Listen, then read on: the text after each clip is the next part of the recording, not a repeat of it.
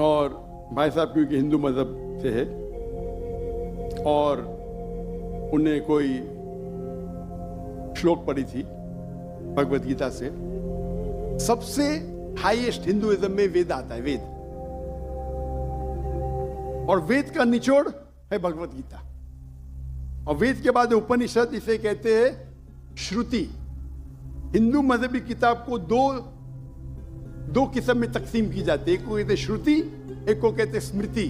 श्रुति वो किताब होती है जो आसमानी किताब होती है, खुदा की तरफ से नाजिल की जाती है, और स्मृति वो किताब है जो इंसानों ने लिखी। तो श्रुति में आता है वेद और उपनिषद। आप अगर छंदोग्य उपनिषद पढ़ेंगे, चैप्टर नंबर 6,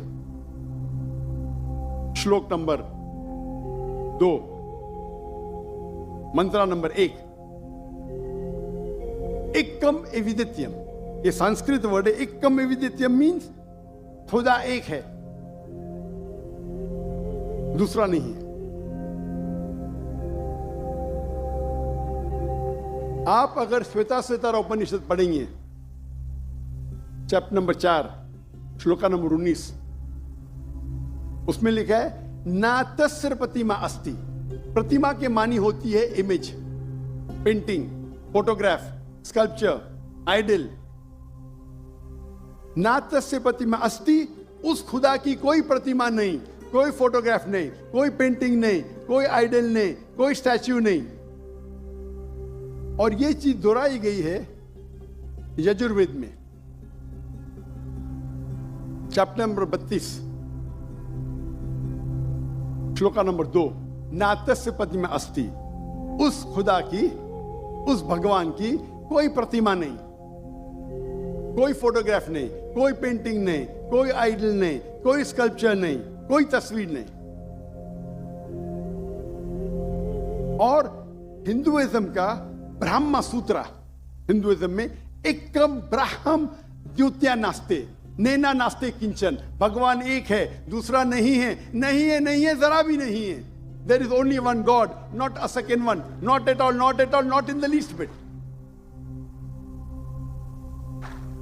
तो अगर आप हिंदू की मजहबी किताब पढ़ेंगे, चाहे वेद हो चाहे उपनिषद हो, उसमें लिखा हुआ है कि भगवान एक ही है, उसका कोई अक्स नहीं।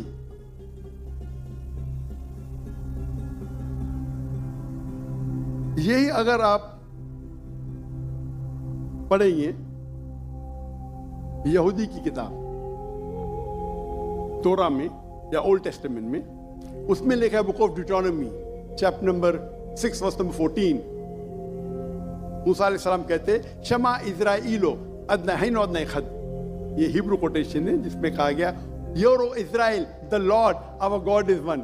ओ इज़राइल सुनो कि हमारा खुदा एक खुदा है। लिखा है बुक ऑफ आइजाया में, chapter number 42 verse number 11, I even I am God and besides me there is no other saviour. मैं खुदा हूं और मेरे अलावा कोई भी बचाने वाला नहीं है। अगर आप पढ़ेंगे book of Deuteronomy, chapter number 5 verse number 7 to 9, and book of Exodus, chapter number 20 verse number 3 to 5, thou shalt not make any image of anything, of any likeness, of anything in the heaven above, in the earth beneath, in the water beneath the earth. Thou shalt not bow down to them, nor serve them, for I, thy God, thy Lord, is a jealous God. अब ड्यूटोनॉमी और exodus पढ़ेंगे, उसमें लिखा हुआ है कि आप कोई भी अक्स खुदा के मुतालिक इस दुनिया में नहीं बना सकते। चाहे कोई भी चीज आसमान की हो या धरती पे हो या नीचे समुद्र में हो, आप खुदा का अक्स नहीं बना सकते।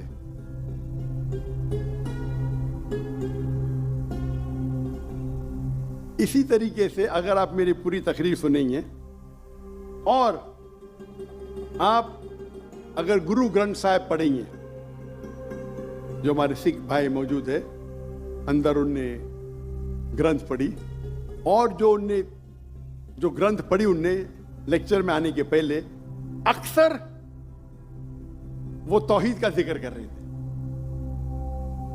सिख मजहब है, उनकी मजहबी किताब है गुरु ग्रंथ साहिब, जो गुरु नानक ने लिखी थी। और उसके पहले चैप्टर, पहले किताब number 1, chapter number 1, verse number 1 में लिखा हुआ है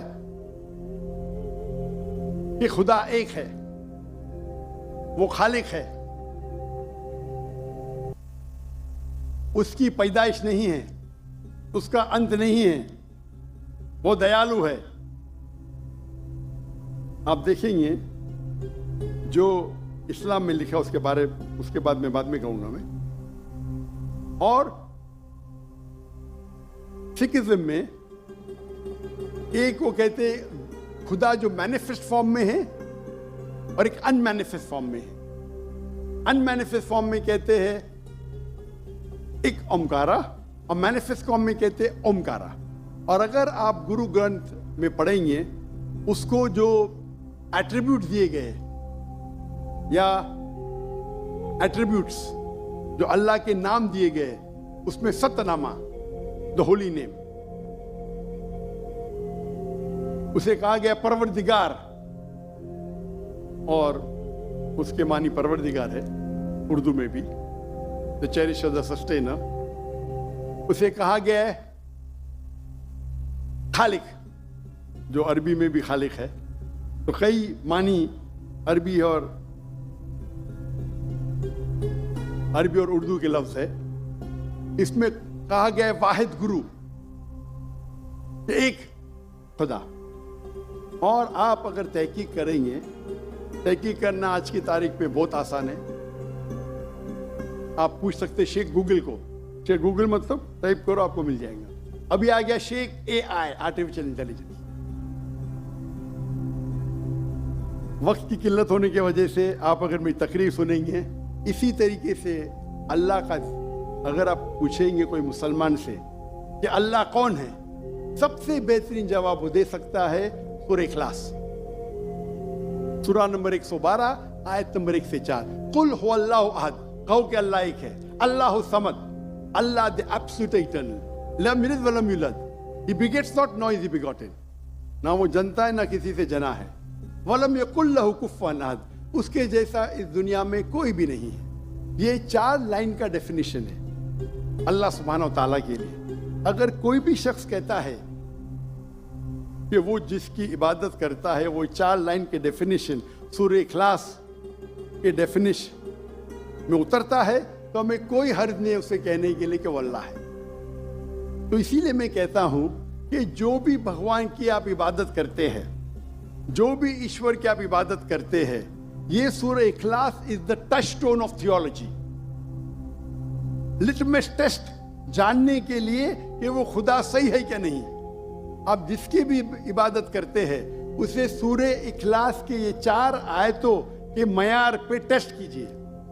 अगर वो इस 4 आयतों के मयार पे उतरता है, हमें कोई हर्ज नहीं उसे कहने में कि वो अल्लाह है। ये पूरी तकरीर मेरी लंबी है, तो भाई साहब का जो सवाल है किस तरीके से हम इस नफरत को निकाल सके, वो है तालो इला कलिमतिन सवाइम बैना व बैनकुम, आओ हम उस बात की तरफ जो आप और हम में यकसा है। और मैं एक स्टेप आगे जाता हूं, इस आयत को मैं मुसलमानों पे भी इस्तेमाल करता हूं। हम मुसलमान भी अलग फिरके में बटे हुए, तो मैं कहता हूं तालो इला कलिमतिन सवाइम बैना व बैनकुम,